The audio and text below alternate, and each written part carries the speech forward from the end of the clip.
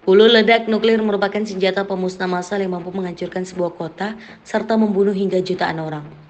Ledakan senjata nuklir juga berdampak panjang terhadap lingkungan dan generasi mendatang karena kontaminasi radioaktif yang masih dapat memakan korban hingga bertahun-tahun setelah ledakan. Misalnya saja sebuah senjata nuklir diledakkan di kota New York, sebanyak 583.160 orang diprediksi akan tewas dalam sekejap. Hingga saat ini senjata nuklir hanya pernah digunakan sekali, yaitu oleh Amerika Serikat AS pada tahun 1945 di Hiroshima dan Nagasaki di Jepang. Dua ledakan di dua kota itu mengakhiri Perang Dunia II. Selain AS, beberapa negara di dunia telah melakukan uji coba nuklir walau belum secara langsung menggunakannya dalam perang. Uni Soviet terakhir kali menguji senjata nuklir tahun 1990. Menurut Asosiasi Pengendalian Senjata, sejak Uni Soviet runtuh tahun 1991, hanya beberapa negara yang telah melakukan uji coba senjata nuklir. AS terakhir kali melakukan uji coba tahun 1992, China dan Perancis tahun 1996, India dan Pakistan tahun 1998, dan Korea Utara tahun 2017. Menurut data dari lembaga Statista, sejauh ini hanya 9 negara di dunia yang memiliki senjata nuklir. Negara-negara itu adalah Rusia, AS, China, Perancis, Inggris, Pakistan, India, Israel, dan Korea Utara. Per Januari 2023, total hulu ledak yang dimiliki ke-9 negara itu sekitar 12.500 jumlahnya. Dari jumlah tersebut, 90% diantaranya milik Rusia dan AS. Rusia merupakan negara dengan jumlah hulu ledak nuklir terbanyak di dunia, yaitu 5.889 hulu ledak yang telah dikonfirmasi. Rusia mengalahkan AS yang hanya memiliki 5.224 hulu ledak nuklir.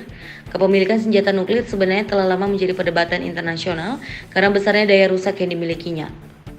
Pada Juli 2017, Majelis Umum PBB melakukan pemungutan suara untuk menyetujui perjanjian pelarangan senjata nuklir atau Treaty on the Prohibition of Nuclear Weapons atau TPNW.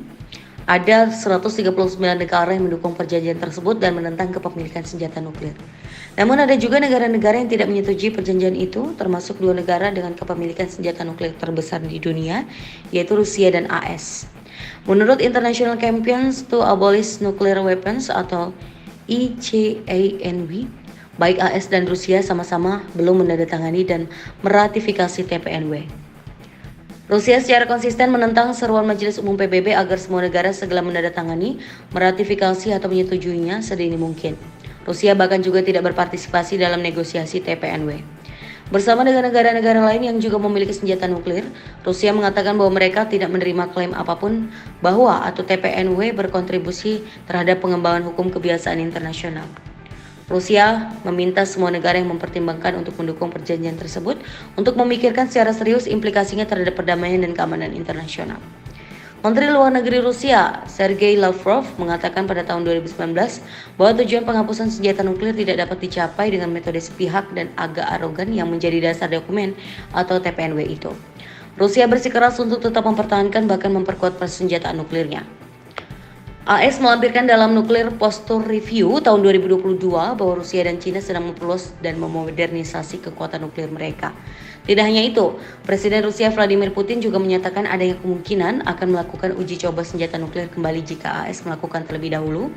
Tahun lalu, Putin menandatangani undang-undang yang menarik ratifikasi perjanjian larangan uji coba nuklir komprehensif atau CTBT Rusia.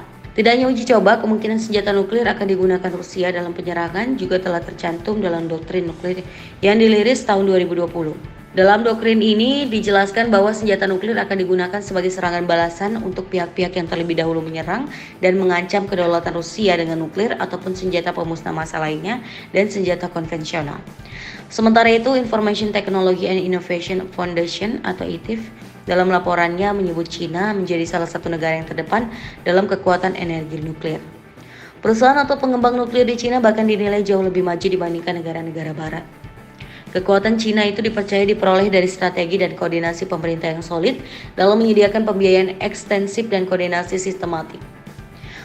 Ada beberapa hal yang menjadi kekuatan baru di China dibanding negara lain yang disorot dalam laporan per Juni 2024 itu, diantaranya sebagai berikut. China berencana membangun 150 reaktor nuklir baru antara tahun 2020 dan 2035, dengan 27 diantaranya sedang dibangun dan rata-rata jangka waktu konstruksi untuk setiap reaktor adalah sekitar 7 tahun, jauh lebih cepat dibandingkan kebanyakan negara lain. Cina telah memulai pengoperasian reaktor nuklir generasi keempat pertama di dunia. Cina juga menyatakan bahwa mereka telah mengembangkan sekitar 90% teknologinya. Cina memimpin dan pengembangan dan peluncuran reaktor moduler kecil atau SMR yang menghemat biaya. Secara keseluruhan, para analis menilai Cina kemungkinan berada 10 hingga 15 tahun lebih maju dibandingkan Amerika Serikat dalam kemampuannya mengerahkan reaktor nuklir generasi keempat dalam skala besar. Para analis menilai bahwa Amerika dan Cina kemungkinan besar setara dalam hal upaya pengembangan teknologi fusi nuklir. Berdasarkan publikasi ilmiah mengenai energi nuklir, Cina menempati peringkat pertama dalam indeks H, sebuah metrik yang umum digunakan untuk mengukur dampak ilmiah dari publikasi jurnal. Dari tahun 2008 hingga 2023, pangsa Cina atas seluruh paten nuklir meningkat dari 1,3% menjadi 13,4%. Cina pun memimpin dalam jumlah permohonan paten fusi nuklir.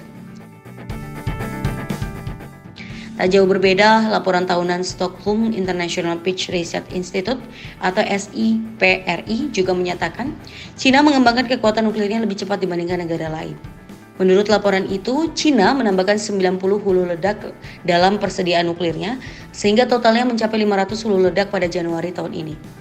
Jumlah total ICBM yang saat ini dimiliki Cina tersebut telah berjumlah sekitar 238. Jumlah ini dapat melampaui kepemilikan AS yang berjumlah 800 atau bahkan Rusia yang berjumlah 1.244 dalam 10 tahun ke depan. Laporan itu mengatakan Cina sedang membangun sekitar 350 silo baru untuk rudal balistik berbasis barat. Jika Cina mengisi setiap silo baru yang sedang dibangun dengan rudal berhulu ledak tunggal, maka dalam dekade berikutnya, Cina akan meningkatkan jumlah hulu ledak yang dapat digunakan pada ICBM-nya menjadi sekitar 650. Rupiah.